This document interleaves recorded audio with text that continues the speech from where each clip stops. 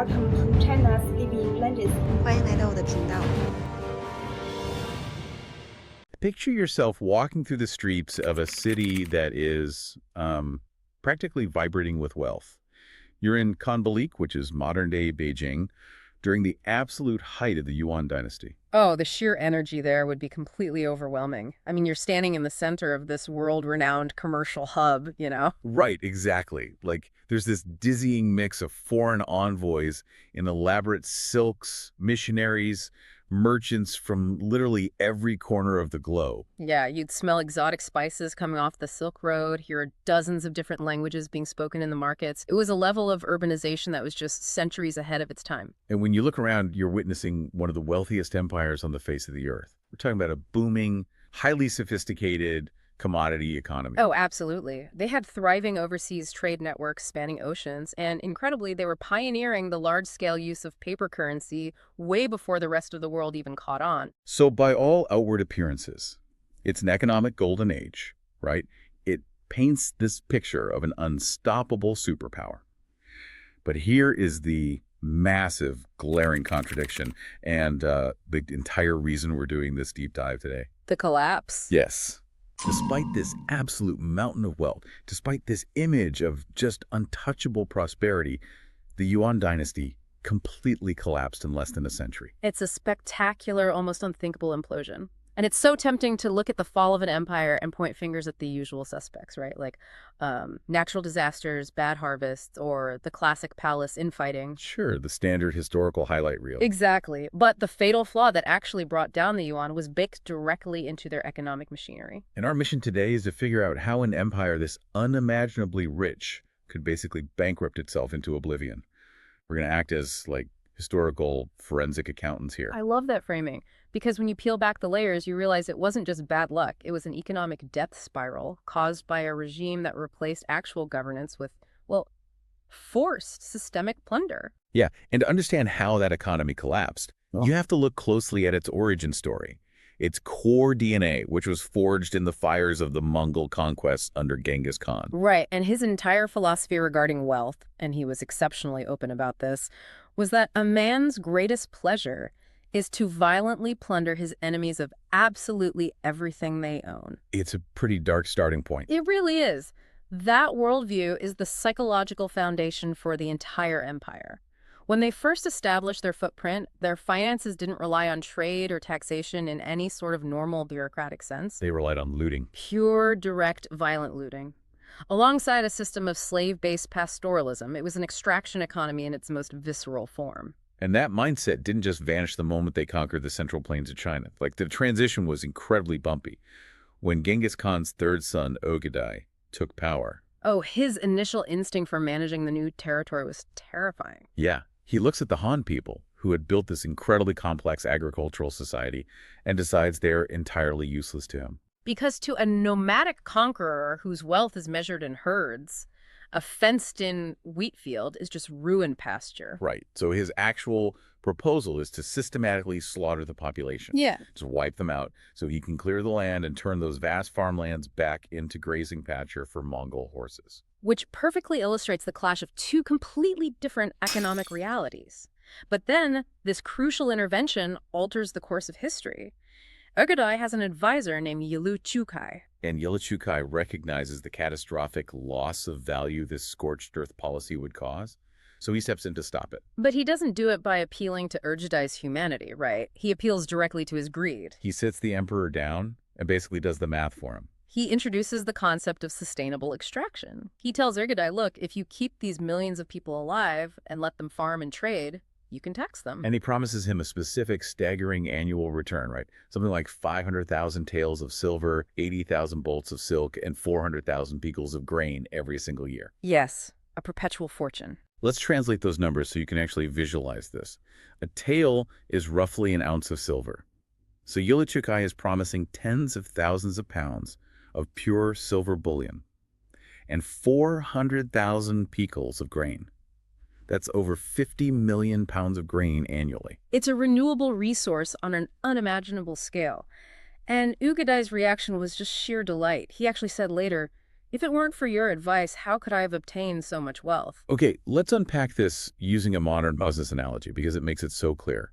The early Mongol Empire was essentially acting as a hostile corporate raider. Oh, definitely. When they first execute the takeover of the company, they have zero interest in running the day-to-day operations. They just want to liquidate the assets immediately, scrap the machinery, strip the copper wire out of the walls, and walk away. That was Ugaday's grazing pasture plan. Strip the factory for parts and move on to the next target. Exactly. But then Yulich Kai comes into the boardroom and says, wait, if we just transition our strategy and become majority shareholders, we can collect massive long-term dividends without doing any of the hard labor. So they decide to let the company stay in business. Right. But, and this is the critical, fatal flaw, their organizational DNA remained completely focused on extraction. They never started investing in R&D. They never tried to improve the lives of the workers. Their sole goal was skimming maximum profit. And because that extractive mindset stayed at their foundation, their fiscal system remained incredibly rudimentary. They never adopted the sophisticated institutional ideals of traditional imperial China. The idea that the throne exists for the benefit of the people. Exactly. Even if previous dynasties practiced it imperfectly, that philosophy existed. The Yuan Dynasty just never believed in it. Their finance ministers weren't chosen for statecraft. They were chosen purely for their ruthless ability to squeeze out profit margins. They're majority shareholders now. But here's the massive logistical nightmare they immediately run into. The Mongols were nomadic warriors. They didn't have a sprawling bureaucracy of accountants to go village to village collecting taxes. No, Exactly. If you have no IRS, how do you actually collect those massive dividends you were promised? Well, you outsource it. And they deliberately outsourced their state finances, which led to this catastrophic policy called tax farming, or PUMAI. Right, the privatized tax mechanism. Yeah, instead of using trained civil servants, the finance ministers were often Central Asian merchants. A wealthy merchant would pay a massive, fixed, upfront sum of silver to the state treasury. And in exchange for that lump sum, the state grants that merchant the legal authority and the military backing to go out and collect taxes directly from the people. Exactly. It's a localized monopoly on extortion. Put yourself in the shoes of an ordinary person for a second to feel how terrifying this is. Imagine you're running a small tea shop in Konbalik. The person auditing your business isn't a government employee following a tax code. No, it's basically a private hedge fund. Right. Your local government just outsourced tax collection to a highly aggressive hedge fund. They went to the state and said, we'll pay you $2 billion cash today for the monopoly right to collect taxes here for the next 12 months. The state gets an instant payday and washes its hands of the details. But what's fascinating here is the incentive structure this creates for the hedge fund. Because they're in the hole for $2 billion now. Exactly. They have to recoup that initial investment, pay their collectors, and generate an outsized profit for their investors. And there's a perfectly documented historical case study of this from the year 1239.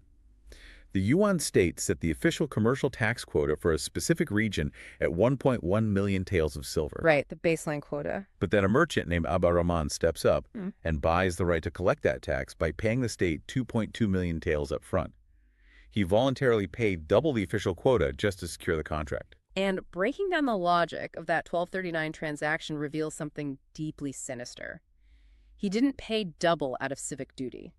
Abd al-Rahman handed over 2.2 million taels because he knew, with absolute certainty, that he could violently squeeze far more wealth out of the populace than what he paid. It was a calculated investment. Yes, the boundary between public authority and private greed completely vanishes. So the tax collector at your door is an investor looking for a high ROI at your personal expense.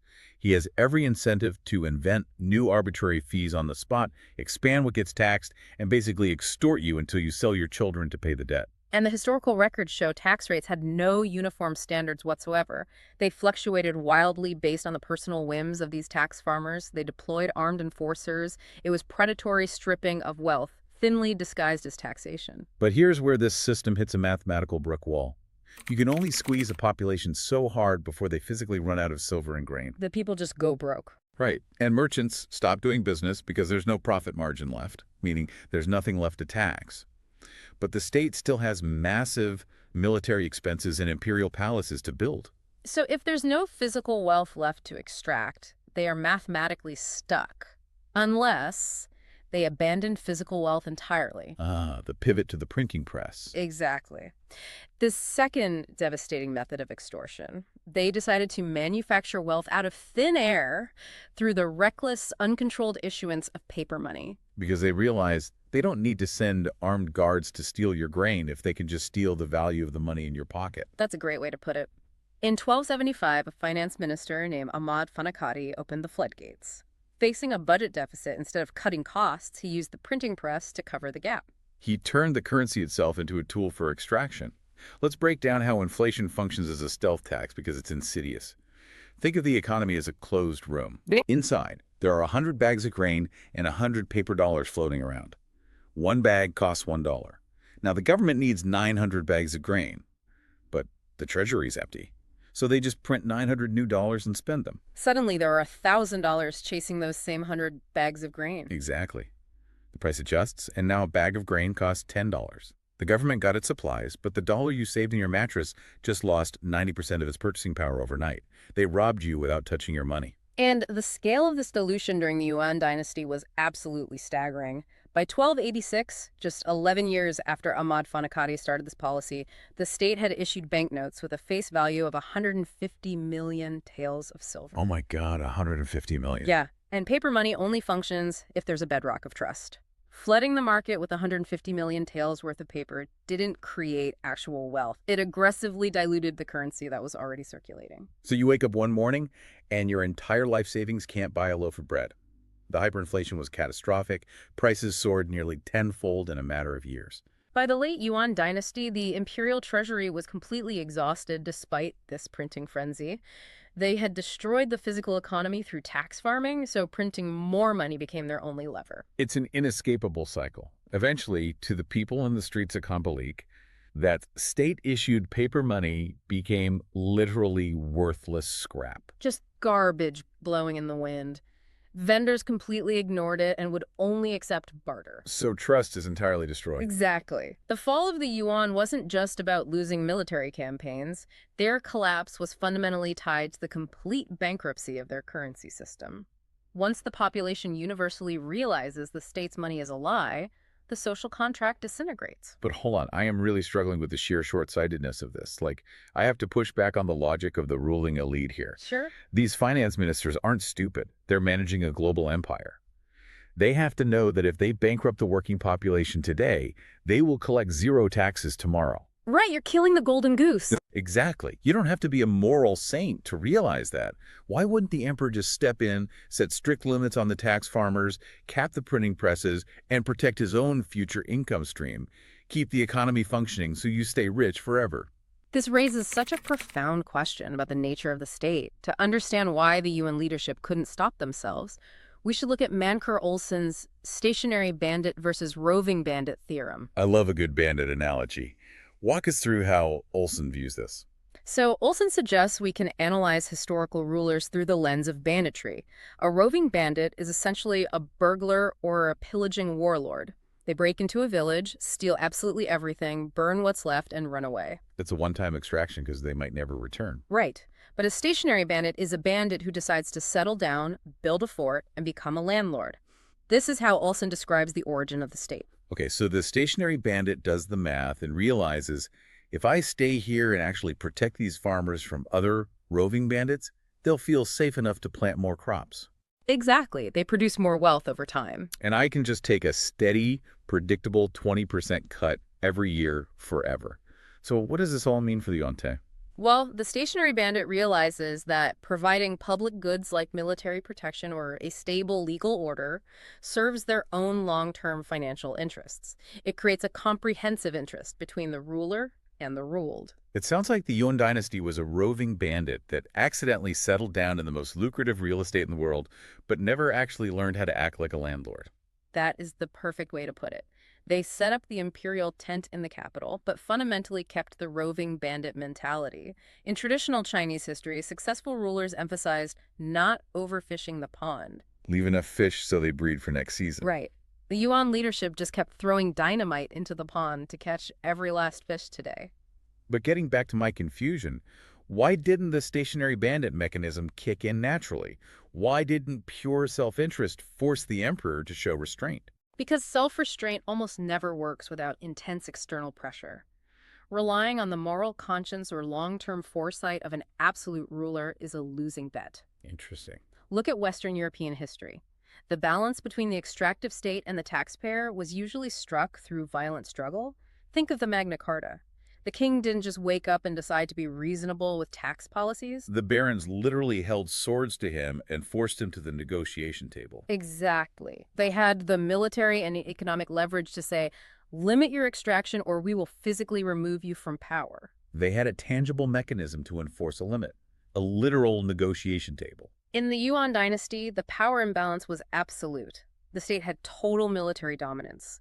The subjugated populace had zero ability to evade the tax farmers, let alone the institutional power to demand a negotiation table. So Olson's theory is that restricting the state relies entirely on robust institutions and competing power centers. Yes, a ruler's internal self-discipline is never enough. Without a negotiation table, the extraction simply accelerates until the system breaks under its own weight. Wow. Because there was no Magna Carta moment, no institutional friction, they just kept squeezing the wealth and printing the paper money until the foundation cracked. It was a massive lose-lose, the taxpayers were ruined, merchants went bankrupt, and the state lost its empire. And the trauma of this systemic failure profoundly influenced the era that followed. After the Yuan retreated, the Ming Dynasty was established, and its founder, Emperor Zhu Yuanzhang, had personally lived through the horrors of the late Yuan's death spiral. He grew up as a starving peasant during the worst of the hyperinflation. Right. He saw firsthand what the hedge fund tax collectors and the worthless paper money did to his family, and he took those lessons so deeply to heart that when he set up the Ming Dynasty's fiscal system, he violently overcorrected. He just banned it all. He essentially abandoned the taxation of merchants and the financialization of the economy altogether. He was so deeply suspicious of commerce that he tried to revert China back into a purely agrarian, anti-commercial society. He looked at the hyper-capitalist tax-farming hedge funds of the Yuan and said, "We are entirely shutting down this kind of financial engineering. Never again." It fundamentally altered the trajectory of Chinese economic history for centuries. The ghost of the Yuan's systemic plunder haunted the Ming policies long after the Mongols fled. It really shows how deep economic trauma rewrites a culture's DNA. And bringing this massive historical journey back to you, listening to this right now, this isn't just a dusty history lesson about 13th century tax policy. Not at all. It's a glaring warning sign. Yeah, it demonstrates that any economic system, whether it's a sprawling empire or a modern corporate business model, if it's built purely on one-way extraction without mutual benefit, it is doomed to collapse. You cannot strip mine your users or your citizens forever without hitting mathematical reality. Eventually, the paper money is just scrap. The workers burn out, the consumers go broke, and the market empties out. So I want to leave you with a final thought to mull over today. We talked about how the Yuan Empire lacked that negotiation table, those robust institutional restraints that keep massive systems of power from acting like roving bandits. Right. Take a look at our modern era. We live in a world defined by incredibly complex, digitized finance, algorithmic pricing models, opaque data brokering, and globalized wealth extraction that moves faster than regulators can track. Ask yourself, are those institutional restraints truly holding strong today? It's a great question. Do we still have a functional negotiation table? Or have the roving bandits simply traded their swords for algorithms, finding much stealthier, invisible ways to collect their tax without us even noticing? Think about that the next time you tap your phone to pay for a cup of coffee. Give you chills. Until next time. Keep diving deep. If you found this discussion useful, maybe learned something new, definitely hit that subscribe button. We do these deep dives regularly, exploring valuable ideas. We appreciate you tuning in. Yeah, thanks for joining us.